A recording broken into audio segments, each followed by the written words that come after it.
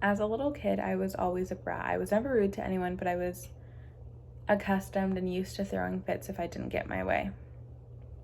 And that was just how I was. My parents toned it down a lot, and when I started going to school and Head Start and kindergarten, it all started to tone down. But over time, being the only girl in a family full of all boy cousins, I wanted someone to play with around my age since I was the youngest one by 4 or 5 years. So they were always older and played with different toys and did different things.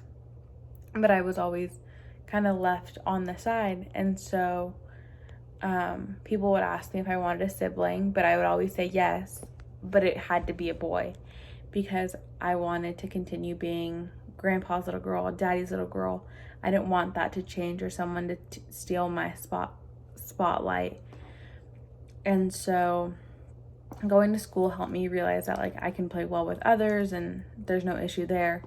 So one day I was 5 and my mom and dad sat me down and told me that I was going to be a big sister. And the first thing that I asked was, is it a girl?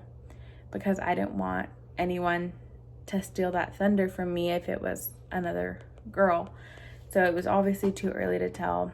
Later on, we found out that it was a boy, and I was over the moon about it. Not just because it was a boy, which was the good point, but because I would have someone to play with and hold. And so by the time he was born, I turned 6. And so I felt like the big sister in charge. So I would make sure he was always changed, and I would treat him like my little toy doll, to the one point where I got him stuck in one of my Baby Alive strollers. But he thought it was the funniest thing because he was getting older as well.